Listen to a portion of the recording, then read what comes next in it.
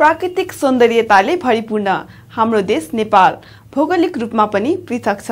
यही पृथक र प्यारो भूगोललाई चिनाउने उद्देश्यको साथ तयार पारिएको यो कार्यक्रम नेपाल दर्शन र म हुँ लक्ष्मी कटवाल। विश्वको उत्कृष्ट 10 पर्यटकीय पदमार्गहरूमध्ये अन्नपूर्ण पदमार्ग पनि एक हो। आज हामी तपाईहरुलाई अन्नपूर्णको यात्रामा लैजाँदैछौँ।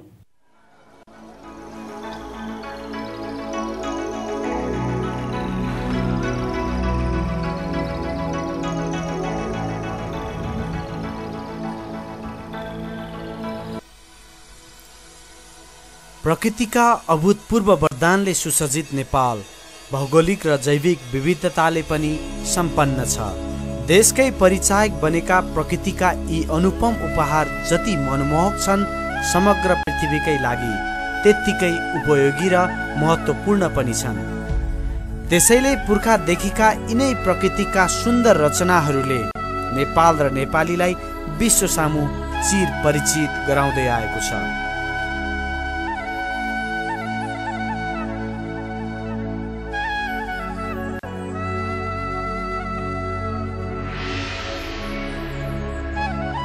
सुन्दर भौगोलिक अवस्थिति, बाँकी परेका प्राकृतिक छटा, जैविक विविधता र सांस्कृतिक विशिष्टता अन्नपूर्ण संरक्षण क्षेत्रको लोभलाग्दा गहना हुन्।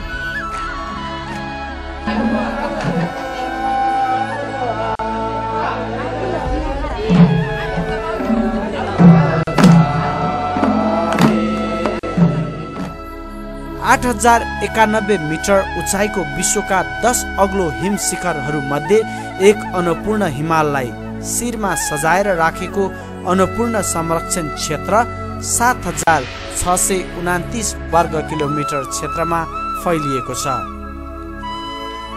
शब्दले बयान गर्न नसकिने प्रकृतिका विशाल खानी अन्नपूर्ण संरक्षण क्षेत्रको वृत्तचित्र निर्माण गर्ने अभियानका साथ हाम्रो यात्रा सुन्दर नगरी पोखराबाट सुरु हुन्छ।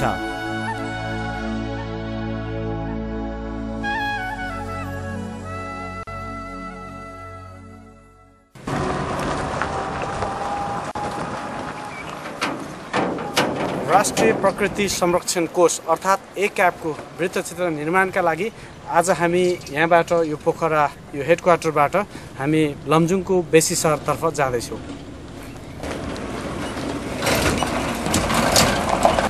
पोखराबाट लोकल बसको यात्रा गर्दै हामी लमजुङको सदरमुकाम बेसी सहरतर्फ पुग्यौँ।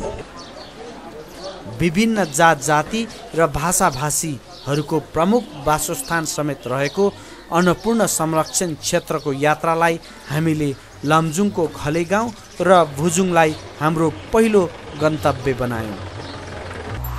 त्यसैले बिहान सबेरै हामी बेसी सहरबाट भुजुङको लागि प्रस्थान गर्यौँ।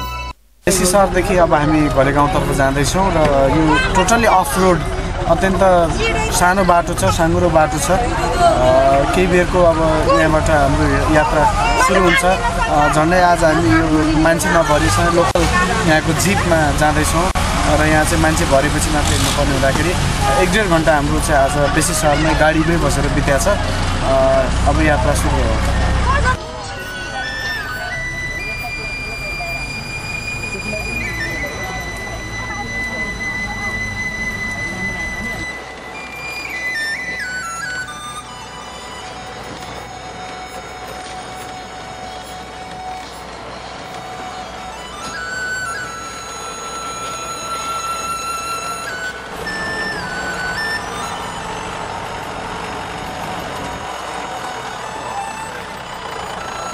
घलेगाउँ जाँदाको बाटोमध्ये सबैभन्दा डरलाग्दो यो जुन भिर देखिएको छ, यो चट्टानहरू कोपेर बनाइएको बाटो चाहिँ अलिकति डरलाग्दो रहन्छ।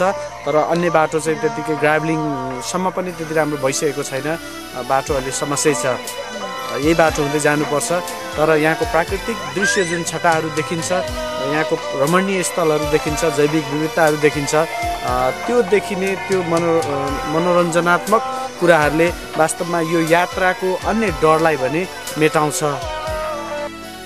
कच्ची बाटोमा जीपको यात्रा, कता कता अलिअलि डर र सुन्दर बोट बिरुवा र डाँडा काँडाको छुट्टै आनन्दताको मजा पनि लिँदै अगाडि बढ्यौँ। करिब 4 घण्टापछि बेसी सहरबाट उकालो लागेपछि कपुर गाउँ पुगियो। यसरी कपुर गाउँको बस बिसौनीमा डोको झुन्नाएको देख्दा सरसफाइमा यहाँका बासिन्दा कति सचेत रहेछन् भन्ने आफै पुष्टि हुन्छ। हामी सँगै जिपमा आएका केही यात्रुहरूलाई ओह्रालेर फेरि हाम्रो यात्रा घले गाउँतर्फ लाग्यो।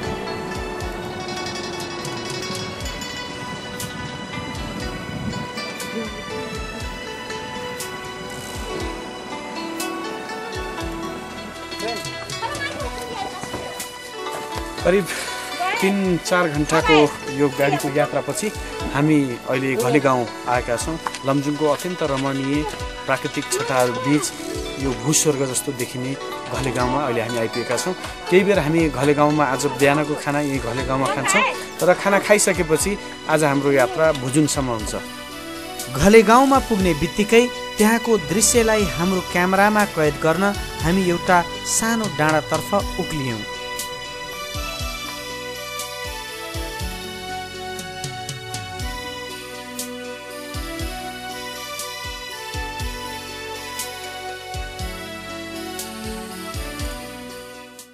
यो गुचुबुच्चसँग अत्यन्त राम्रो दृश्यमा मिलेको यो घले गाउँ हो। यदि आज चाहिँ यो मौसम त्यति खुल्ला छैन, हिजो पानी परेकोले होला, यदि यहाँ मौसम खुल्ला भएको भए चारैतिर यो साइडमा चाहिँ हामीले राम्रोसँग हिमालहरू देख्न सक्थ्यौँ। तर आज हाम्रो दुर्भाग्य भन्ने के भन्ने हामीले हिमाल देख्न सकेका छैनौँ। त्यति राम्रो छ र यहाँको हावापानी मन्द मन्द चिसो हावा लागिरहेको छ। अहिले अत्यन्त आनन्द यो स्वच्छ हावापानीमा यसरी फिल्मिङ गर्दाखेरि, भिडियोग्राफी गर्दाखेरि वास्तवमा मलाई एकदम आनन्द लागिरहेछ। आज घाम लागे तापनि मौसम त्यति राम्रो भएन।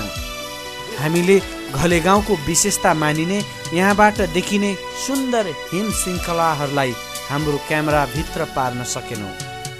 आज बिहानको खाना यहीँको एउटा होटेलमा भनेर हामीले यहाँको गाउँघर घुम्ने निधो गर्यौँ।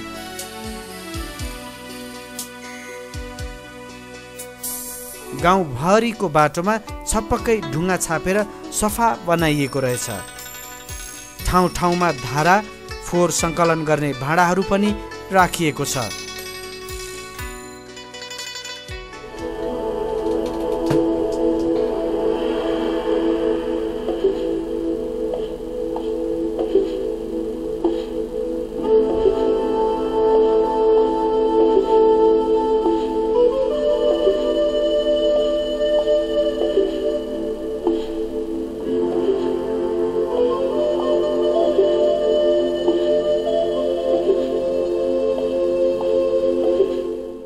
मौसम सफा भएको बेला यस स्थलबाट अन्नपूर्ण, लमजुङ र बौद्ध हिमालको सुन्दर दृश्यावलोकन गर्न सकिन्छ।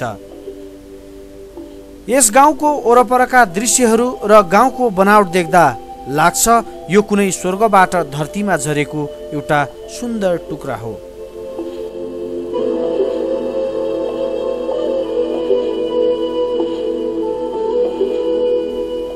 युवाहरू रोजगारीका लागि भारतीय सेना, ब्रिटिस सेना, विदेश र सहर गएकाले गाउँमा वृद्ध वृद्धा, आइमाई र केटाकेटीहरू मात्र भेटिन्छन्।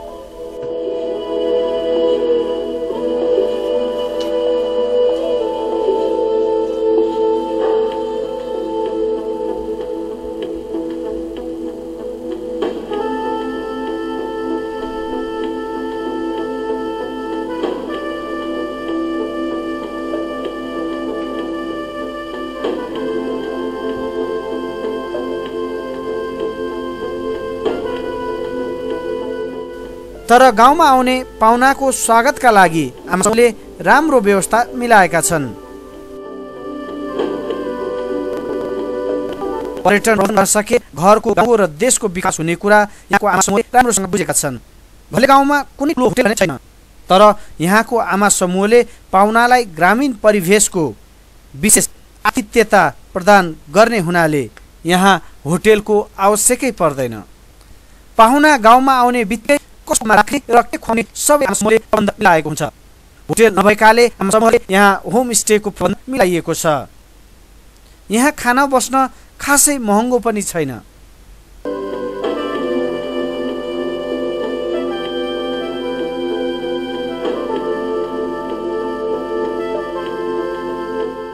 प्राकृतिक सौन्दर्यता र ग्रामीण सत्कारको यदि तपाईहरूलाई पनि आनन्द लिन मन छ भने तपाईँ पनि एकपटक लमजुङको यो सुन्दर घले गाउँमा आउनै पर्ने हुन्छ।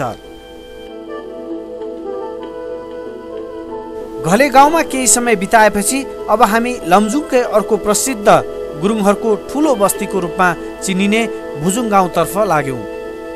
घले गाउँबाट ओह्रालो लाग्न साथ ढुङ्गा बिछाइएको सुन्दर पदमार्ग सुरु हुन्छ।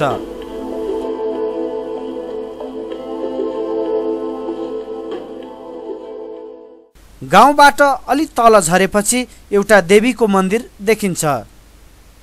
गाउँमा मट्टीतेल ग्यास सहज रूपमा पाइँदैन र महँगो हुने हुनाले स्थानीय बासिन्दाले खाना पकाउन दाउराकै प्रयोग गर्ने गर्छन्।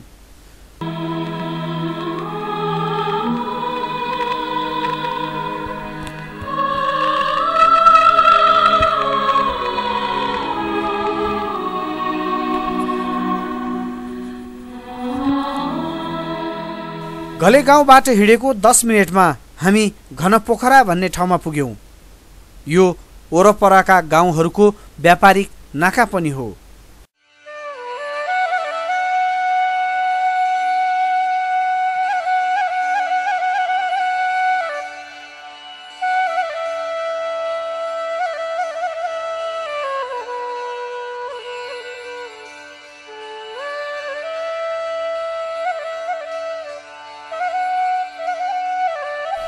बाटोमा यात्रुहरूलाई जानकारी दिने उद्देश्यले ठाउँ ठाउँमा नक्सा र जानकारीमूलक होर्डिङ बोर्डहरू पनि राखिएको छ।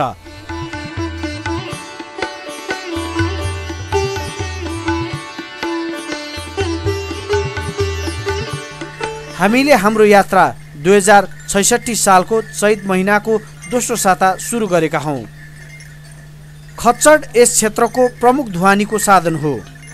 घले गाउँदेखि अन्य गाउँमा नुन तेल लगायतका अन्य सामग्रीहरू टन्न टन्न बोकेर खच्चड हिँडिरहेको छ। खच्चड हिँडाउनेलाई पनि यहाँ ड्राइभर नै भन्ने चलन रहेछ।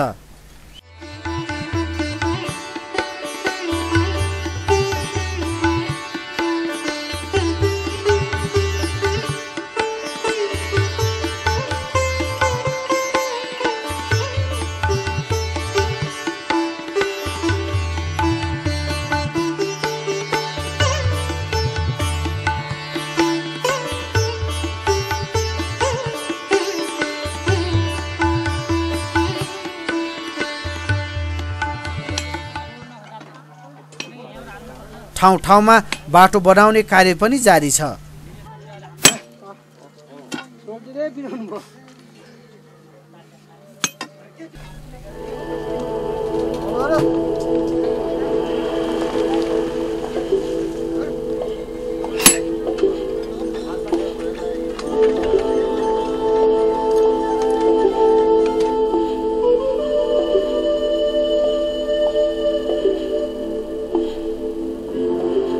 घले गाउँबाट हिँडेको झन्डै 3 घण्टामा हामी भुजुङको त्रिभुवन विद्याश्रम माध्यमिक विद्यालयको प्राङ्गणमा पुग्यौं।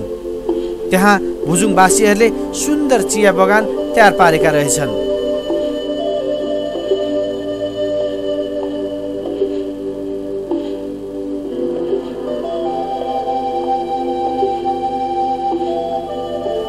नाङ्गा पाखाहरूमा सामूहिक रूपमा भुजुङवासीले चिया खेती सुरु गरेपछि यस स्थलको रूपै फेरिएको छ।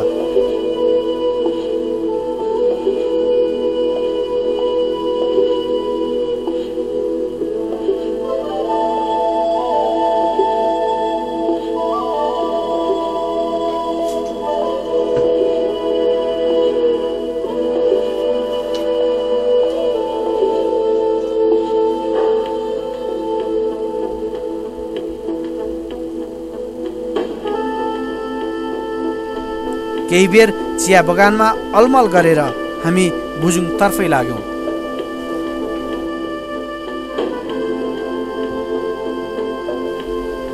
अत्याधुनिक मेसिन र कृषि औजार नभएकाले गाउँमा यसरी नै तोरी माडिन्छ।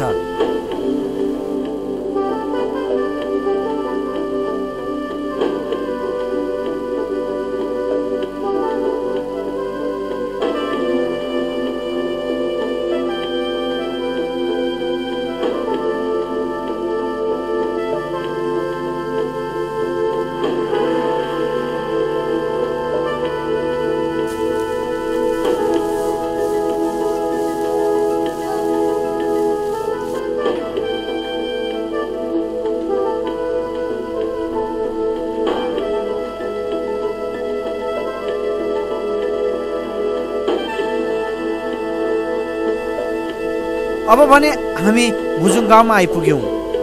बेसी सहरदेखि भुजुङसम्मको लामो दूरी एकै दिनमा पार गरेकाले हामीलाई थकाइ पनि लाग्यो।